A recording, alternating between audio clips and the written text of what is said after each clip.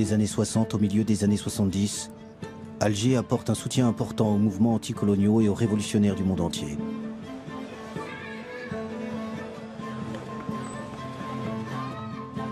Une fois l'indépendance acquise, après 8 années d'une guerre cruelle, l'Algérie de Ben Bella, puis celle de Boumedienne, sera une terre d'accueil de militants du tiers-monde en lutte contre l'oppression coloniale ou raciale.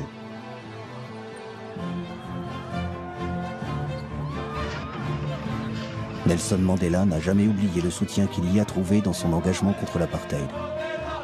Algeria is my country. Alger la Blanche est devenue Alger la Rouge. L'internationaliste Che Guevara y établit sa base arrière.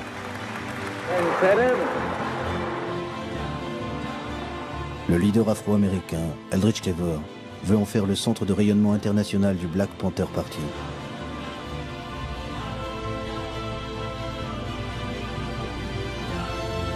Alger est durant plus d'une décennie la Mecque des révolutionnaires.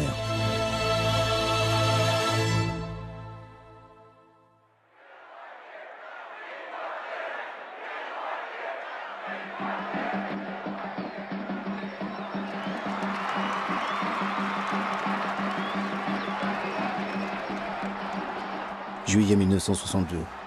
L'allégresse est dans les rues d'Alger. Les Algériens fêtent leur indépendance et la fin de 8 années de guerre.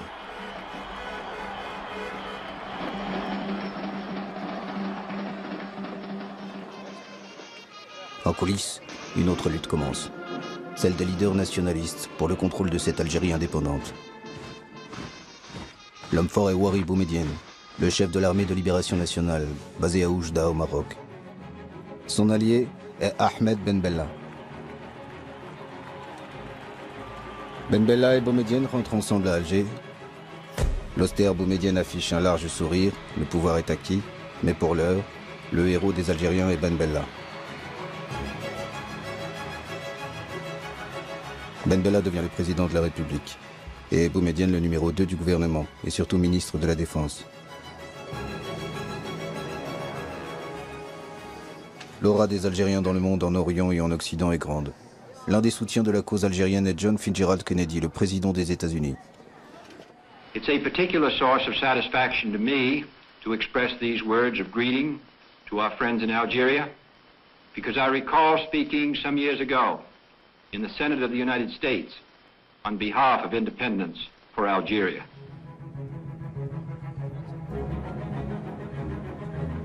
En octobre 1962, Ahmed Ben Bella se rend à New York pour la cérémonie officielle de l'entrée de son pays en tant que 109e membre de l'Organisation des Nations Unies.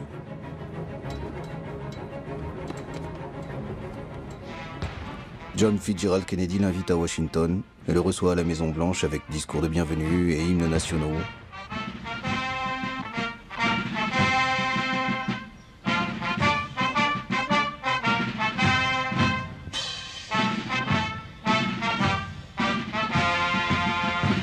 Les fausses notes de l'hymne algérien joué par les Américains n'enlèvent rien à la volonté de Kennedy de marquer cette visite par des gestes amicaux. Même la première dame des États-Unis, Jackie Kennedy, et le petit dernier John viennent voir de près le héros algérien du combat pour l'indépendance.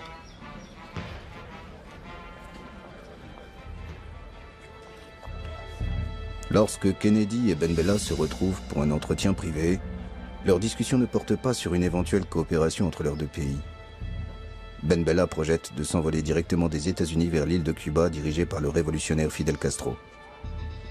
Cela déplaît à Kennedy qui cherche à le dissuader. L'île de Fidel Castro est sous blocus des États-Unis. Elle vient d'accueillir sur son territoire, à moins de 150 km du sol américain, des missiles nucléaires de l'Union soviétique. Les deux grandes puissances sont au bord d'une guerre nucléaire.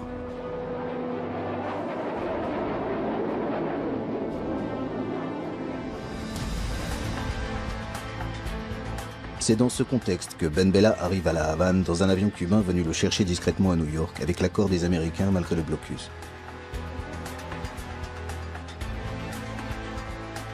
Jouant les Don Quichotte, Ben Bella projetait de faciliter le dialogue entre Cuba et les États-Unis. Mais l'accueil chaleureux de Castro transforme cette visite en un soutien inconditionnel à Cuba.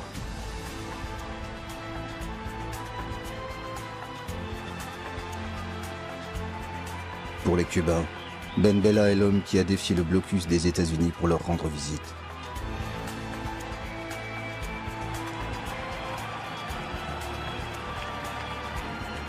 À Cuba, il y a le grand et charismatique Castro, mais il y a aussi son compagnon, le révolutionnaire internationaliste argentin Che Guevara.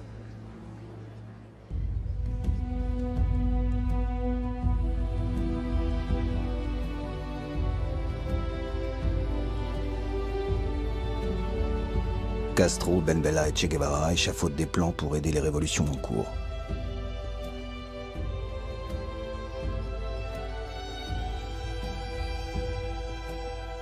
L'Amérique du Sud n'est pas mûre pour un soulèvement. L'Afrique est le maillon faible de l'impérialisme, dit Che Guevara à Ben Bella, qui en est aussi convaincu. Ben Bella sait que l'Algérie peut jouer un rôle important en Afrique. Le mouvement indépendantiste algérien est un modèle, tant sur le plan de la stratégie militaire que pour ses actions diplomatiques sur la scène internationale.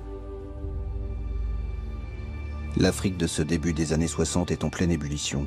Plus d'une dizaine de pays entament une lutte armée contre le système colonial, l'apartheid ou un pouvoir imposé de l'extérieur.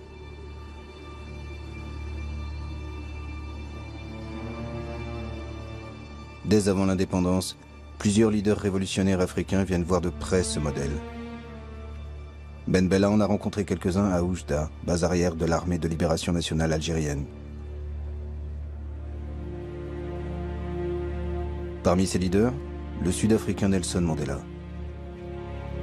Mandela est un militant du Congrès national africain, l'ANC, qui lutte contre la ségrégation raciale de l'apartheid depuis 2 décennies. Il croyait profondément à la non-violence et au droit pour faire changer les choses.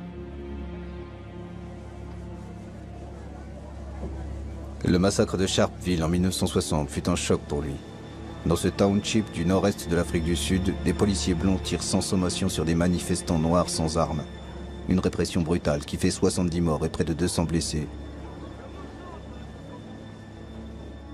There are many people who feel that it is useless and futile for us to continue talking peace and non-violence against a government whose reply is only savage attacks on an unarmed and defenseless people. Nelson Mandela abandonne la stratégie de la non-violence et fonde la branche armée de l'ANC. Il entre dans la clandestinité et avec un passeport éthiopien entreprend une tournée des pays africains à la recherche d'aide et de soutien. En mars 1962, il est au Maroc, à Oujda, près de la frontière algérienne. C'est dans ce camp militaire que Mandela participe à quelques entraînements avec des combattants algériens. Il retiendra surtout les leçons de stratégie révolutionnaire prodiguées par les Algériens. La lutte armée n'a pas pour objectif de remporter une victoire militaire, mais de libérer les forces politiques qui feront tomber l'ennemi.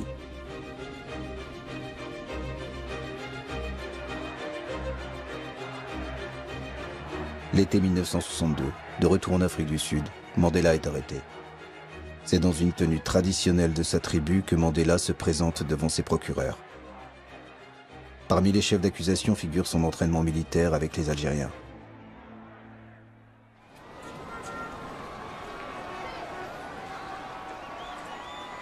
À l'automne 1962, Ben Bella dirige un pays désorganisé qui a du mal à se relever de 8 ans de guerre et du départ massif des Européens d'Algérie. Son indépendance acquise, le peuple réclame désormais du travail et des logements. Ces difficultés économiques n'empêchent pas Ben Bella de s'engager pour l'Afrique, dont il fait son domaine réservé. Une revue est dédiée à cette cause, Révolution africaine. La direction est confiée à Jacques Vergès, l'avocat français des militants du FLN algérien durant la guerre d'indépendance. Jacques Vergès connaît plusieurs leaders africains qu'il a rencontrés à Oujda. Révolution africaine affiche dès ses débuts sa dénonciation du colonialisme et de l'impérialisme et leur sainte alliance en Afrique. En ce début de l'année 1963, les principaux collaborateurs de cette revue sont des journalistes français de gauche ou d'extrême gauche.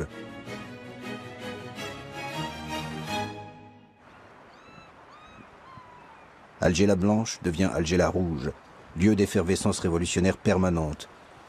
L'Algérie est l'apôtre des territoires encore colonisés ou victimes de l'impérialisme occidental. Quelques mois seulement après son indépendance, l'Algérie ouvre ses portes à tous les damnés de la terre. Les manifestations, les meetings se succèdent pour apporter un soutien aux pays frères africains qui luttent contre la dernière puissance coloniale en Afrique, l'Empire portugais, ou contre l'apartheid. Le sort de l'Algérie indépendante semble dépendre du sort de tous ces combats africains. L'épouvantail de la menace extérieure est agité pour mettre un voile sur les difficultés économiques du pays. Nous devons rester fidèles à ce que nous avons été depuis 7 ans. Et nous pourrions nous trouver isolés, notre propre expérience ici pourrait se trouver menacée de l'extérieur et par la même remise en cause. Nous pensons donc que l'action sur le plan extérieur est le complément naturel d'une véritable action sur le plan interne. Le premier mouvement de libération accueilli à Alger est l'ANC de Nelson Mandela, à qui le gouvernement algérien attribue dès 1963 un bureau en plein centre-ville.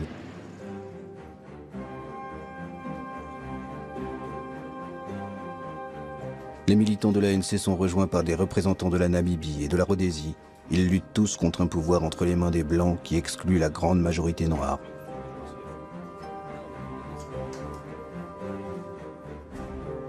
Comment vivez-vous ici? Avec quel argent? Avec quels moyens?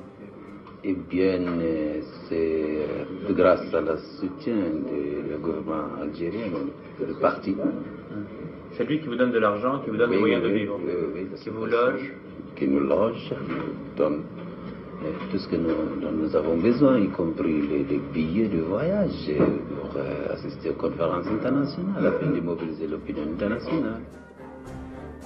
L'année suivante, d'autres mouvements de libération africains s'installent dans la capitale algérienne. Le Mozambique est représenté par le Frélimo, la Guinée-Bissau et le Cap-Vert par le PAIGC d'Amilcar Cabral, l'Angola par le MPLA et le FNLA.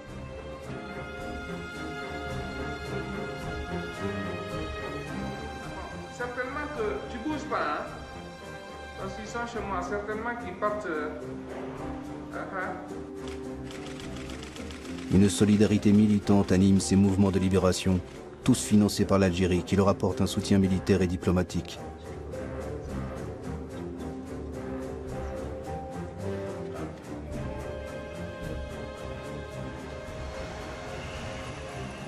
Une belle villa au centre-ville est mise à leur disposition. C'est là que le Guinéen Amilcar Cabral tient ses conférences à chacun de ses séjours dans la capitale algérienne. Le dirigeant du Parti africain pour l'indépendance de la Guinée et du Cap-Vert, le PAIGC, sait que la guerre se gagne aussi sur le terrain diplomatique. Alors Alger est devenu une caisse de résonance de son combat pour la liberté. Cabral, qui a le sens de la formule, qualifie un jour Alger de Mecque des révolutionnaires. À un journaliste qui lui demande d'expliquer cette formule, Cabral répond « Les musulmans vont en pèlerinage à la Mecque, les chrétiens au Vatican et les mouvements de libération à Alger. »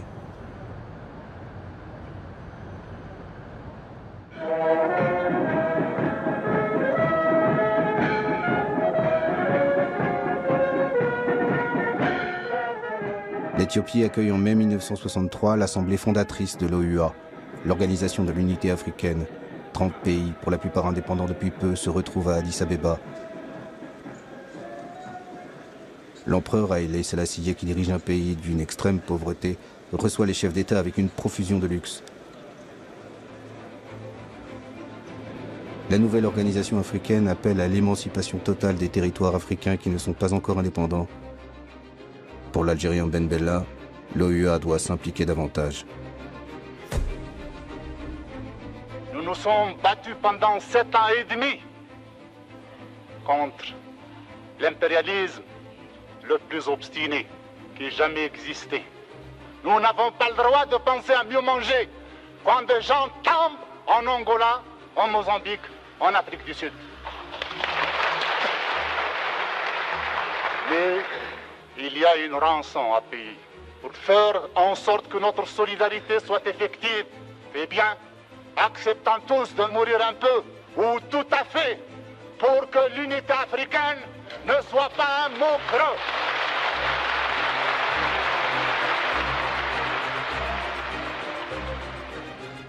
Ben Bella, qui affirme disposer de 10 000 volontaires algériens, n'obtient pas la création de bataillons africains pour venir en aide au mouvement de libération sur le continent. Mais un comité de coordination pour la libération de l'Afrique est créé. Ses actions militaires seront dirigées par l'ancien maquisard algérien Mokhtar Kerkeb.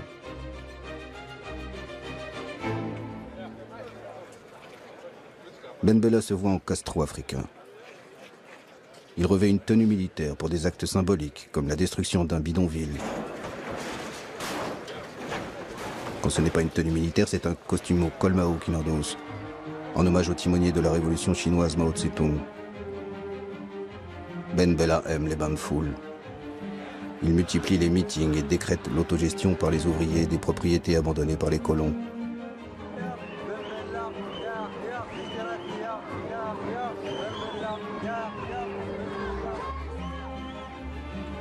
Alger la révolutionnaire se doit d'être exemplaire, donner l'image d'une ville propre, en mobilisant sa population par des slogans, à l'instar de ceux que l'on trouve dans les pays communistes de l'Europe de l'Est. L'option socialiste est engagée, proclame la propagande gouvernementale, mais un socialisme compatible avec la religion, l'islam.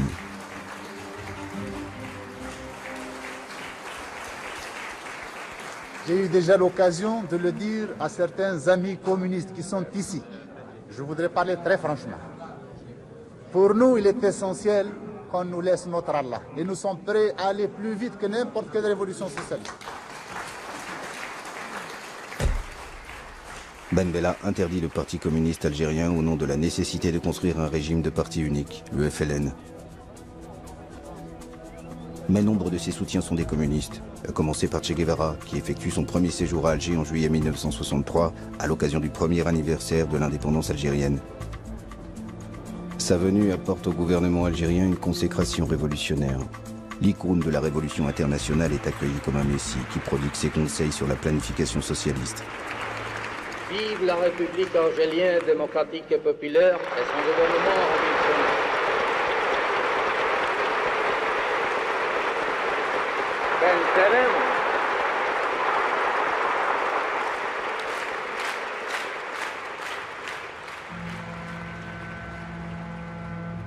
L'autre grand ami de Ben Bella est le leader du monde arabe, Gamal Abdel Nasser, le président égyptien, qui arrive sur un bateau baptisé El Houria, la liberté.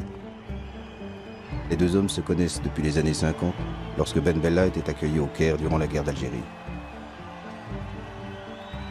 Alger l'africaine est devenue durant quelques jours Alger la ville arabe et réserve un accueil triomphal aux raïs égyptiens. C'est sur un camion de pompiers que s'effectue leur déplacement pour les protéger de la ferveur d'une foule immense.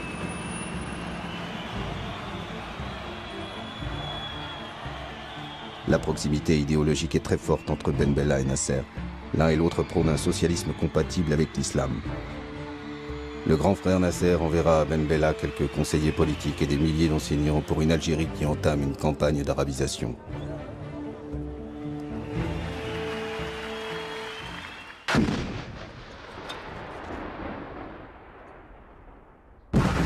À l'automne 1963, une guerre éclate entre l'Algérie et son voisin marocain qui conteste le tracé de la frontière entre les deux pays dans le sud du Sahara. Un tracé hérité de l'ère coloniale, jamais accepté par le Maroc, qui décide de récupérer par la force la bande de sable revendiquée. L'armée algérienne ne fait pas le poids face à l'armée marocaine. Ben Bella fait appel à ses amis Castro et Che Guevara. Les Cubains volent au secours de la révolution algérienne en danger. C'est dans un navire livrant officiellement du sucre que sont transportés des hommes et du matériel pour venir en aide à la jeune révolution algérienne. L'Égypte de Nasser envoie des avions et des hélicoptères. Une guerre des sables qui se termine par un compromis. La zone revendiquée est démilitarisée. Ben Bella et le roi du Maroc Hassan II signent un accord sous l'égide de l'Organisation de l'Unité africaine.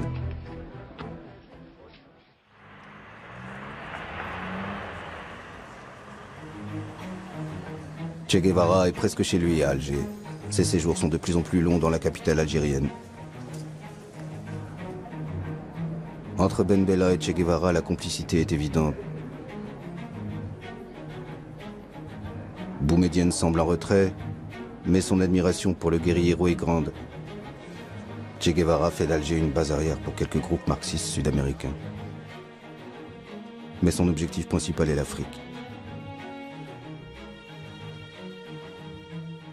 Le problème du colonialisme ou de l'impérialisme qui pèse sur un pays oblige à ce pays à prendre des mesures pour lutter pour sa liberté. Che Guevara veut s'engager directement et physiquement dans l'un des conflits en cours, celui du Congo-Kinshasa, l'ancienne colonie belge. Ben Bella pense qu'un soutien logistique et des armes pour les rebelles congolais suffirait. Ils veulent l'un et l'autre mettre fin au règne de Moïse Tshombe, l'homme des Américains en Afrique et un des responsables de la mort de Patrice Lumumba. Patrice Lumumba était le père de l'indépendance du Congo belge. Devenu Premier ministre en juin 1960, Lumumba était en conflit avec l'ancienne puissance coloniale, la Belgique, qui voulait garder un contrôle sur le pays.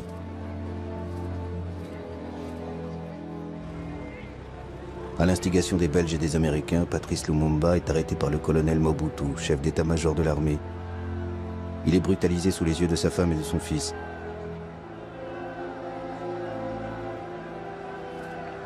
Mobutu le livre à Moïse Tshombe qui contrôle le Katanga, une riche province du Congo. Tshombe torture puis exécute Lumumba en janvier 1961.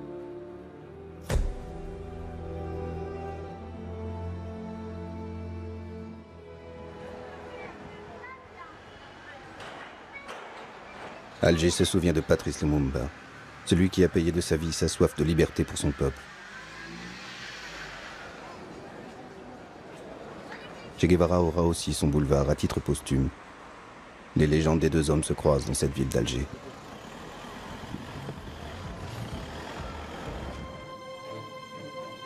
Début 1965, Che Guevara prépare son expédition au Congo pour aider la mouvance marxiste au sein des rebelles lumumbistes. Malgré son désaccord, Ben Bella charge le colonel Mortar Kakab de lui apporter le soutien logistique de l'Algérie.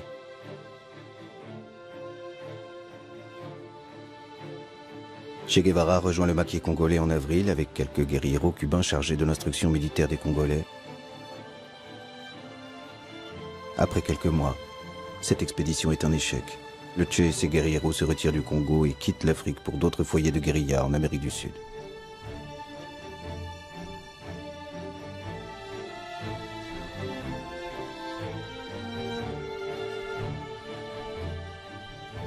Alger n'abandonne pas pour autant son aide aux rebelles congolais et continuera à leur livrer des armes.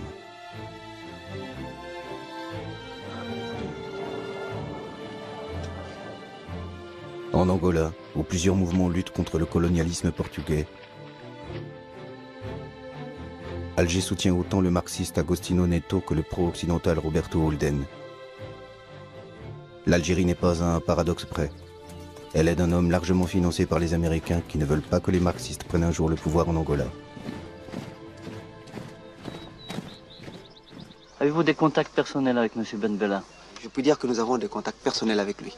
D'ailleurs, nos officiers, comme vous avez pu le constater ici, ont été formés à l'école de guerre algérienne.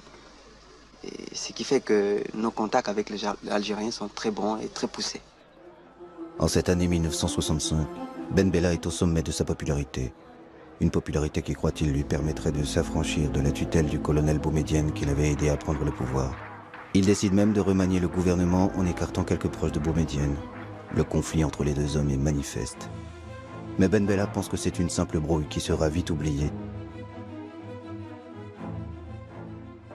C'est un homme détendu, comme libéré d'une contrainte, qui tient un meeting le 17 juin 1965. Certains commentaires de presse, ou ce qu'appelle cette presse, d'éventuels conflits qui existeraient au sein de la direction révolutionnaire en Algérie. Eh bien, cette presse ment. Cette presse ment car en Algérie, il y a un régime et il y a une direction plus unie que jamais, qui est plus décidée aussi que jamais à faire face aux complots d'où qu'ils viennent et surtout les complots extérieurs.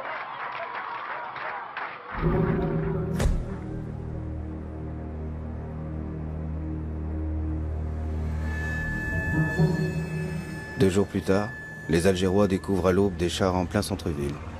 La plupart croient que c'est du cinéma. Depuis quelques semaines, le tournage d'un film sur la guerre d'Algérie a habitué les Algérois à la présence de chars dans les rues de la ville. Peuple algérien, un conseil de la révolution a été créé. C'est par un communiqué diffusé en boucle à la radio que les Algériens apprennent le coup d'État.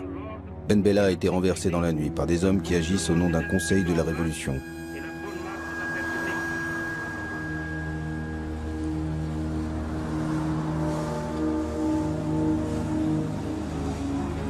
La majorité des Algériens pensent que c'est un simple drame joué au sommet du pouvoir. Seuls 2 à 3 000 manifestants descendent dans les rues d'Alger. L'Union nationale des étudiants algériens est la seule organisation à condamner le putsch.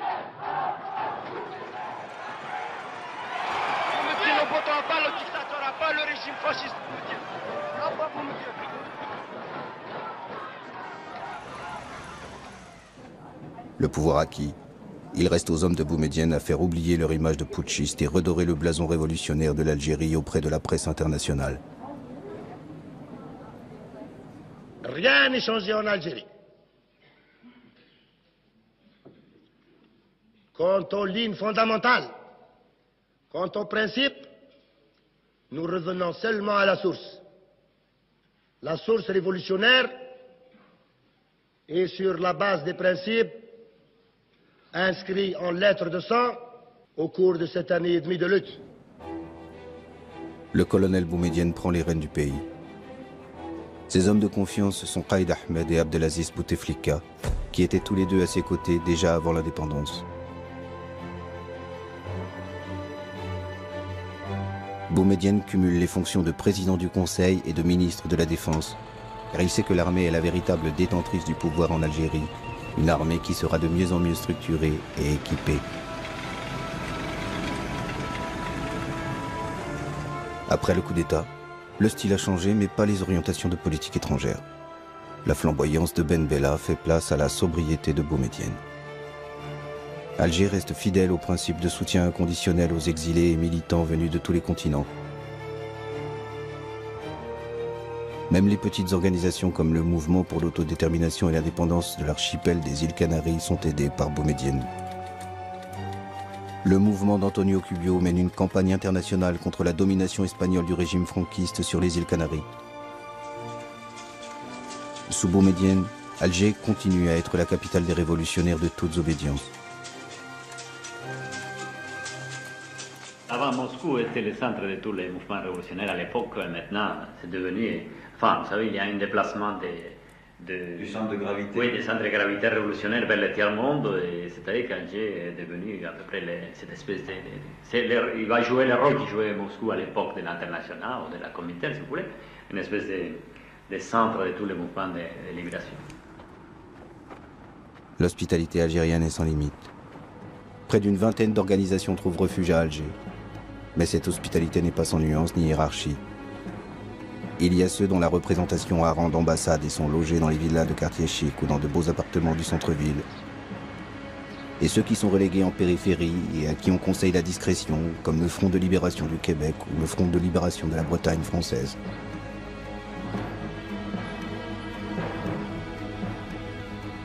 Oscar Montero est le représentant à Alger du Front de libération du Mozambique. Sa délégation compte une dizaine de personnes, entièrement prises en charge par le gouvernement algérien. L'Algérie assure également l'entraînement militaire de plusieurs centaines de combattants mozambicains.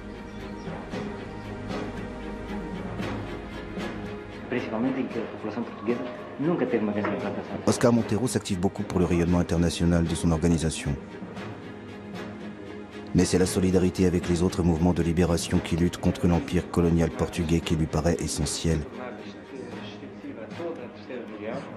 Il sait que leurs combats sont liés et que la victoire de l'un servira les autres dans la guerre menée contre l'armée portugaise. C'est difficile de dire combien de temps va durer notre lutte. Nous ne faisons pas de pronostics.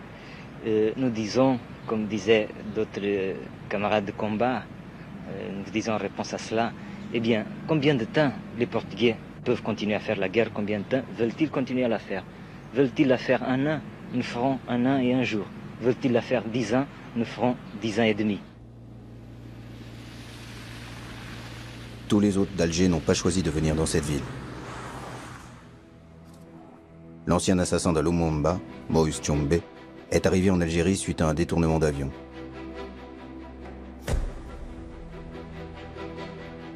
En cette année 1967, Moïse Tshombe était en exil en Espagne. C'est lors d'un voyage que son avion est détourné vers Alger par une de ses relations d'affaires. 2 ans auparavant, Moïse Tshombe avait été destitué de son poste de Premier ministre et condamné à mort par contumace par celui qui est devenu le maître absolu du Congo-Kinshasa, Joseph Désiré Mobutu. Mobutu, probable commanditaire du détournement d'avion avec l'aide de la CIA, envoie une délégation à Alger pour demander à Boumedienne l'extradition de Tshombe. Boumedienne tergiverse et finalement refuse. Nous avons parlé de crimes contre l'humanité africaine. Ce qu'il a fait au Congo, les intérêts qu'il a servis là-bas, l'assassinat de Lumumba et d'autres patriotes congolais font que nous le considérons comme quelqu'un qui relève de la justice de son peuple, certes, mais également de la justice de toute l'Afrique et de tout le monde progressiste. Sans véritable procès, Tshombe reste prisonnier du gouvernement algérien. Celui qui était habitué au grand luxe termine sa vie dans une villa de style mauresque au mobilier modeste. Il meurt le 29 juin 1969. Boumedienne, qui ne veut pas être considéré comme l'assassin de Tshombe, fait faire plusieurs expertises par des médecins légistes étrangers qui concluent tous à une mort naturelle suite à une crise cardiaque.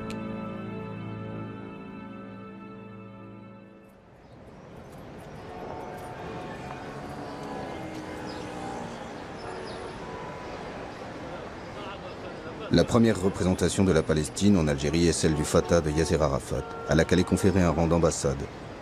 Quelques années plus tard, c'est l'OLP regroupant toutes les organisations palestiniennes qui occupent cette belle demeure.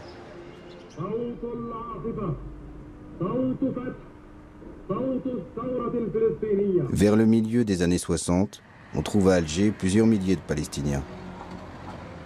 La plupart d'entre eux sont des réfugiés, étudiants ou travaillant pour l'Algérie. Jusqu'en 1967, l'aide algérienne à Yasser Arafat est plus diplomatique que militaire. Seulement quelques centaines de fidayins palestiniens sont entraînés en Algérie.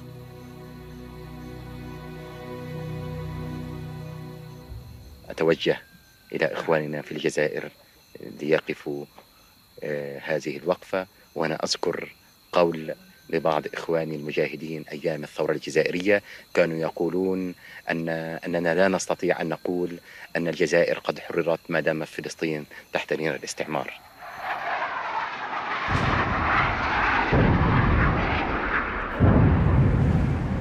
Le 5 juin 1967, Israël attaque ses voisins arabes et détruit le potentiel militaire de 3 pays, l'Égypte, la Syrie et la Jordanie.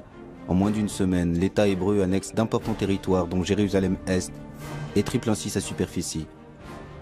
L'armée égyptienne, la plus importante de la région, est dévastée. Le cessez-le-feu réclamé par l'ONU est accepté par les armées arabes défaites. Une humiliation envahit le monde arabe. À Alger, cette défaite est vécue comme un séisme, malgré l'éloignement du champ de bataille. Les Algériens descendent dans la rue pour réclamer vengeance et poursuite de la guerre. L'impérialisme anglo-américain est pointé du doigt comme responsable et coupable d'avoir armé Israël. Il ne fait aucun doute qu'au Moyen-Orient, l'impérialisme a frappé par instruments interposés. Si nous ajoutons cet élément aux autres éléments africains, peut-être même qui sont passés en Asie ou en Europe, d'autres, nous sommes obligés d'aboutir à la conclusion qu'il y a un plan impérialiste qui est mis en application. Le gouvernement algérien rompt ses relations diplomatiques avec les États-Unis. Les représentations américaines sont attaquées, le centre culturel saccagé. Des volontaires se déclarent prêts à aller au combat aux côtés de leurs frères arabes. Ouari Boumedienne se met au diapason de son peuple et mobilise son armée qu'il envoie en Égypte. Mais l'Égypte n'est pas en état de reprendre le combat. L'armée algérienne reviendra au pays au bout de quelques mois, sans avoir combattu.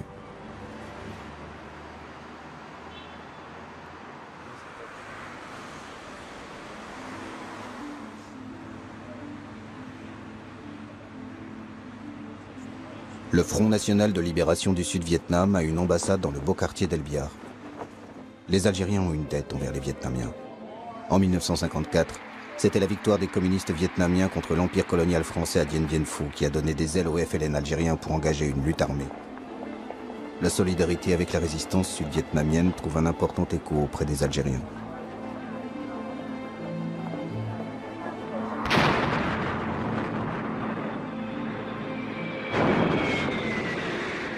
Depuis une dizaine d'années, les États-Unis sont engagés militairement pour imposer un gouvernement au Sud-Vietnam. Les atrocités de cette guerre suscitent une très grande émotion à travers le monde entier. La mobilisation dans les villes américaines rassemble des foules immenses. Chaque jour, les jeunes qui refusent d'aller faire la guerre sont plus nombreux. Les Noirs américains sont les plus hostiles à cette guerre contre un peuple qui ne leur a rien fait. Aucun Vietnamien ne m'a traité de nègre, affichent certaines pancartes de manifestants. Stokely Carmichael, théoricien du pouvoir noir, et un des leaders du Black Panther Party, le mouvement radical contre les discriminations, appelle les Afro-Américains à déserter l'armée et refuser d'aller se battre au Vietnam. Pourchassé par le gouvernement américain, Carmichael trouve refuge à Alger en 1968. Il est devenu un ennemi de son pays.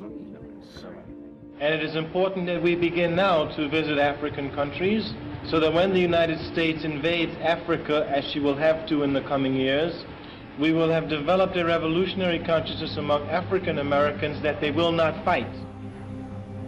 En 1969, c'est un autre leader du Black Panther Party, Eldridge Cleaver, qui demande asile à Alger, fuyant les États-Unis après des affrontements violents avec la police. Le gouvernement algérien l'accueille généreusement, met à sa disposition une villa dans le quartier d'El Biar et lui alloue une bourse mensuelle.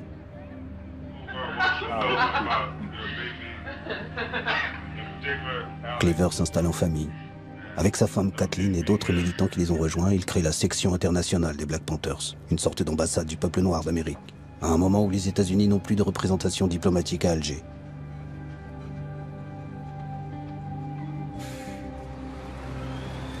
Un centre culturel afro-américain est installé dans la rue la plus fréquentée, au centre-ville.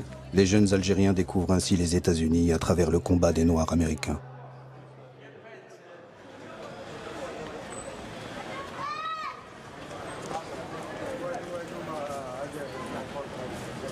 Comme pour tous les révolutionnaires en visite à Alger, le pèlerinage dans le quartier de la Casbah est incontournable pour Eldridge Cleaver. La Casbah est le lieu mythique de la bataille d'Alger qui avait servi de caisse de résonance au combat des Algériens dans les années 50. Je voudrais savoir aussi quels sont les moyens qu'ils emploient pour parvenir à leur but. What are the means you are employing to reach your... Guns. La force. La force, le fusil. Le fusil. Uniquement le fusil.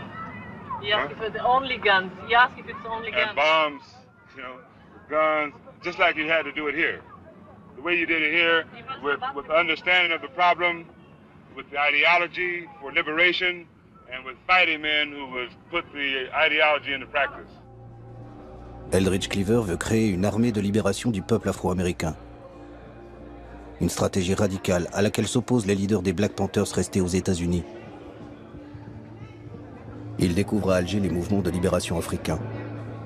Son ambition est de s'inscrire dans l'idéologie panafricaniste qui préconise la solidarité entre les Noirs de par le monde.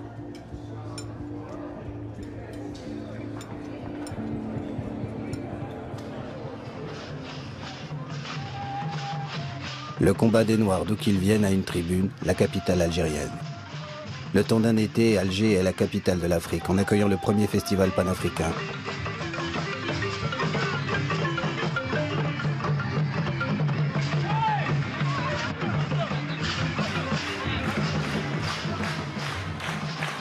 En ce mois de juillet 1969, Alger connaît la même allégresse que lors des premiers jours de l'indépendance. L'Afrique indépendante côtoie l'Afrique combattante.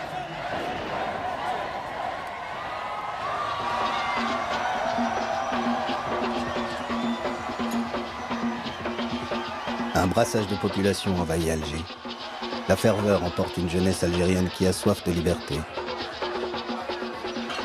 Des femmes dansent seins nus dans les rues de cette ville musulmane. Des scènes qui ne se reproduiront jamais.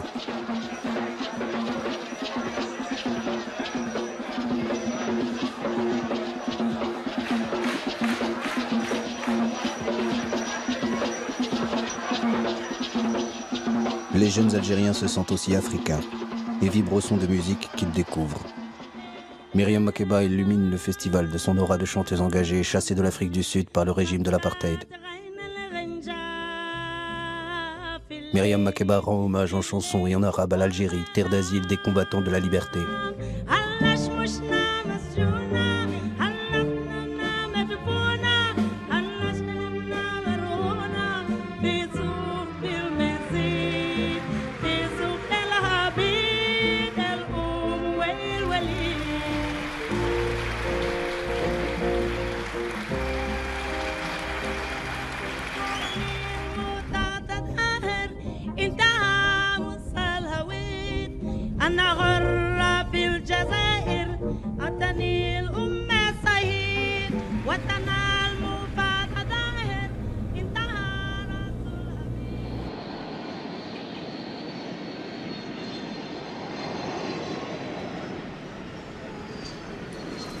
En juin 1970, un avion en provenance de Rio de Janeiro arrive à Alger. Pour les 40 militants révolutionnaires brésiliens qui sont à bord, l'Algérie est leur terre de liberté. Ils viennent tous de sortir des prisons de la dictature brésilienne, en échange de l'ambassadeur allemand pris en otage par leurs camarades. À la violence de la dictature qui emprisonne et torture quiconque leur paraît suspect, ces militants d'extrême gauche ont choisi une autre violence, le terrorisme, pour alerter l'opinion internationale.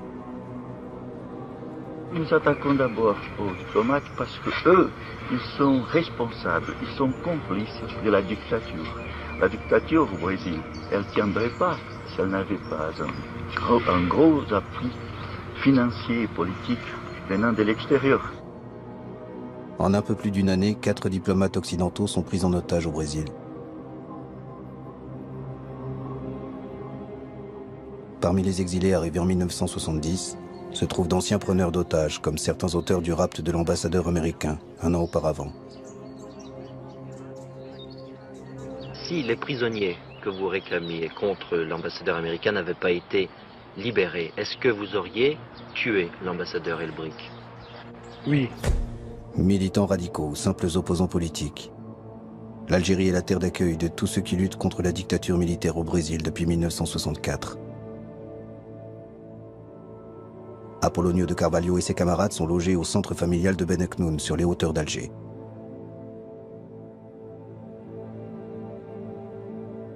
Certains d'entre eux partiront vers d'autres destinations, en Europe ou à Cuba. D'autres resteront dans la capitale algérienne jusqu'à l'amnistie du gouvernement brésilien, qui leur permettra de retourner dans leur pays, en 1979.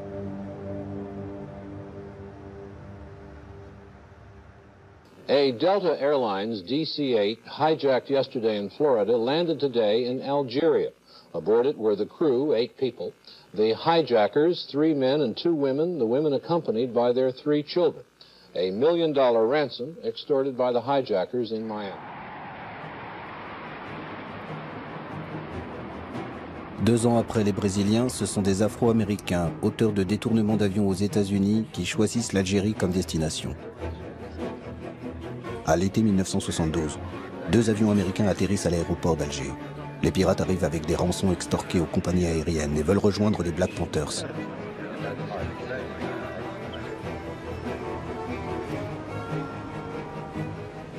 Les autorités algériennes, embarrassées, les emmènent dans un grand hôtel du centre-ville.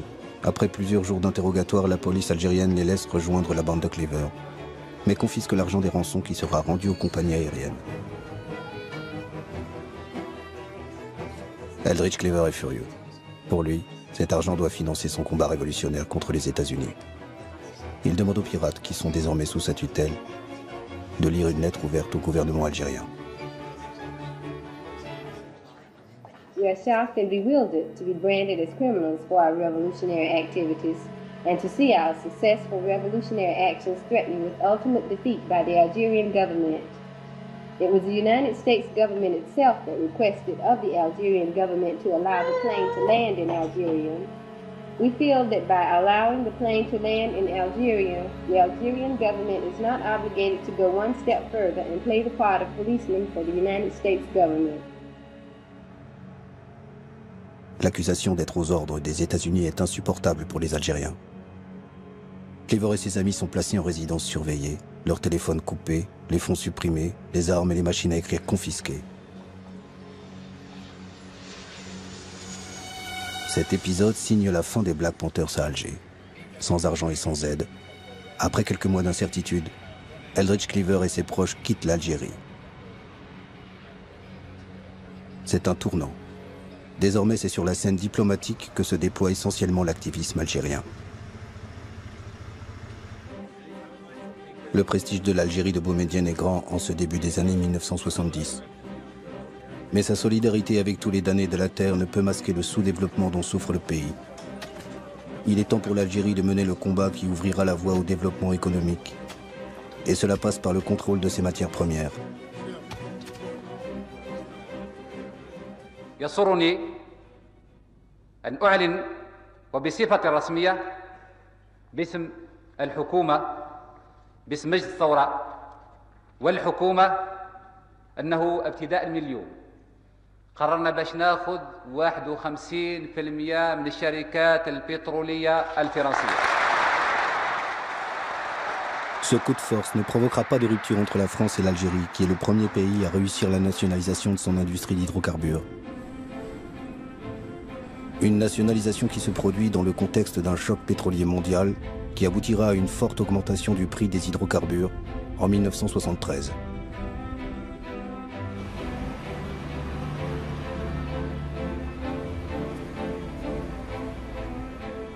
Cette même année, Houari Boumedienne accueille à Alger le sommet des non-alignés en leader du tiers-monde. Un tournant pour cette organisation qui prône l'union des pays pauvres contre les pays riches. Pour la première fois, les deux grandes puissances, les États-Unis et l'Union soviétique, sont placés sur un pied d'égalité.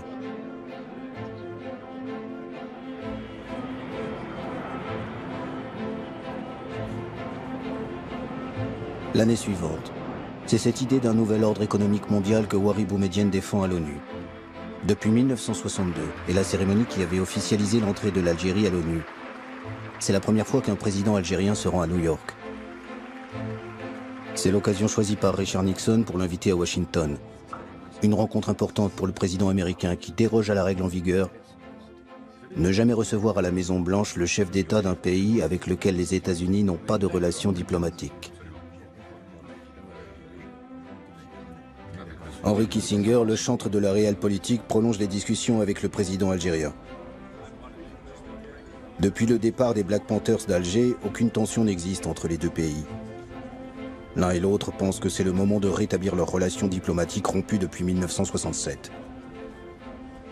L'Algérie pourra enfin vendre son pétrole et son gaz aux États-Unis et financer ses grands projets industriels. En cette même année 1974, l'Assemblée générale de l'ONU désigne à l'unanimité Abdelaziz Bouteflika pour présider sa 29e session. Le diplomate révolutionnaire, comme le surnomme Kissinger, joue les agitateurs et fait de l'ONU une tribune pour les mouvements de libération. Bouteflika rallie habilement une grande majorité de pays à la cause palestinienne et accueille Yasser Arafat à l'ONU. Le dirigeant palestinien découvre que la diplomatie est aussi importante que la lutte armée et fait pour la première fois une offre de paix.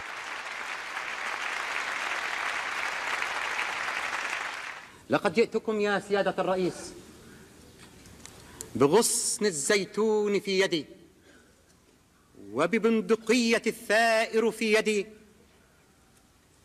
فلا تسقط الغصن الأخضر من يدي لا تسقط الغصن الأخضر من يدي لا تسقط الغصن الأخضر من يدي.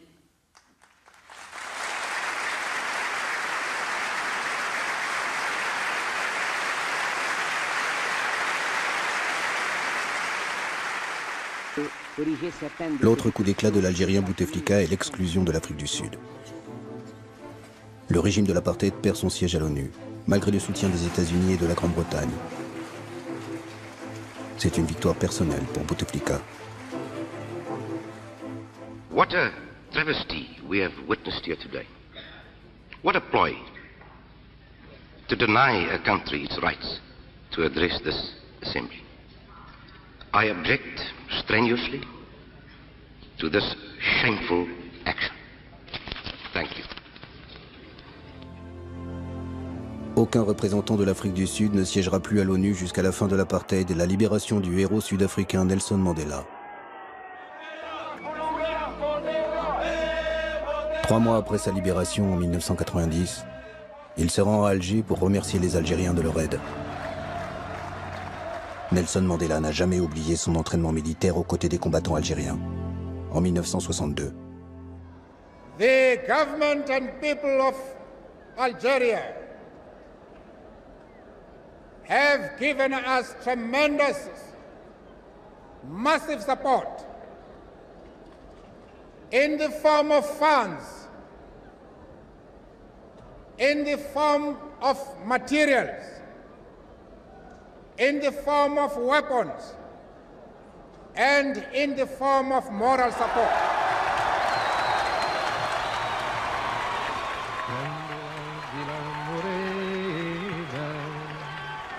Le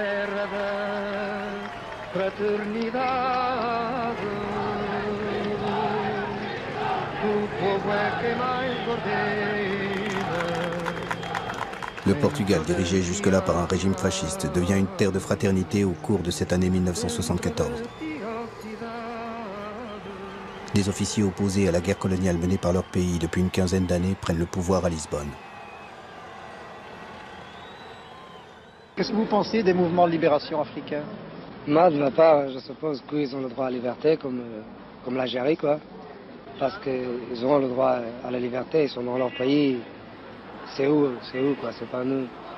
Le peuple portugais apporte un immense soutien à ce putsch militaire, d'autant que le pouvoir est très vite transféré aux mains des civils. L'un des hommes qui incarne ce pouvoir est le socialiste Mário Soares, qui devient ministre des Affaires étrangères. La révolution des œillets ouvre la voie aux indépendances des colonies. Les négociations avec les mouvements de libération peuvent enfin commencer.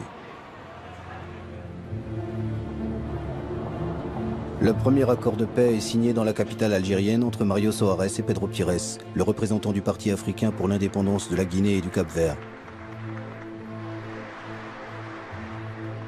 Le grand absent à Alger en ce mois d'août 1974 est le leader historique guinéen Amilcar Cabral, assassiné à Conakry un an plus tôt par des membres de son parti.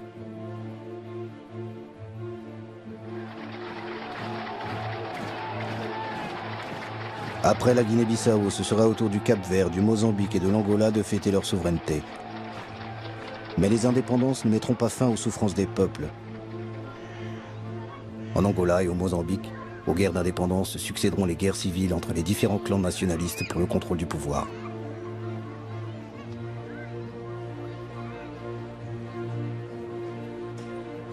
Ouari Boumedienne, qui avait pris le pouvoir par un putsch militaire, est au sommet de sa popularité en ce milieu des années 1970. Il incarne le prestige de cette Algérie rebelle qui tient tête aux grandes puissances et apporte son soutien à ceux qui luttent pour leur liberté et leur indépendance. Un pays tiraillé entre un idéal révolutionnaire hérité de sa guerre de libération et les exigences d'un peuple avide de progrès économique et de liberté démocratique. L'Algérie change, mais elle continuera à être pendant encore quelques années une destination privilégiée des pirates de l'air et preneurs d'otages. Ainsi, le terroriste Carlos choisira Alger en décembre 1975 pour libérer les ministres de l'Organisation des pays exportateurs du pétrole, pris en otage à Vienne en Autriche. C'est le cas également des militants de l'armée rouge japonaise qui détourneront un avion en octobre 1977 pour faire libérer 6 de leurs camarades. Dans les deux cas, le gouvernement algérien justifiera l'asile donné aux terroristes par des raisons humanitaires. La vie des otages contre la liberté garantie aux terroristes. Un accord que le ministre algérien des Affaires étrangères, Abdelaziz Bouteflika, respectera scrupuleusement. Pour les Algériens, leur fierté est d'avoir accueilli ceux qui ont lutté contre le système colonial, le racisme et les gouvernements réactionnaires en Afrique. Alger restera dans les mémoires. Elle aura été durant plus d'une décennie la Mecque des révolutionnaires.